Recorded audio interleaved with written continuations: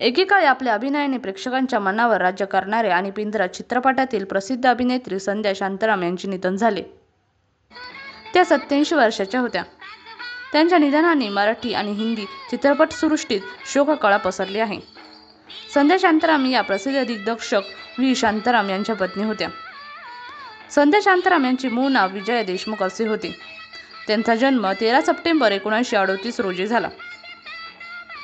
संध्या यांचा विवाह दिग्दर्शक व्ही. शांताराम यांच्याशी झाला होता. शांताराम यांचे हे तिसरे लग्न होते आणि दोघांमधील वयाचा फरक तब्बल 37 वर्षांचा होता. अमर भोपाळी या चित्रपटाच्या निमित्ताने या दोघांचे संबंध जुळले. संध्या शांताराम यांनी व्ही. शांताराम यांचे अनेक चित्रपटांमध्ये प्रमुख भूमिका साकारल्या. NK न्यूजसाठी अस्मिता खैरनार, नाशिक.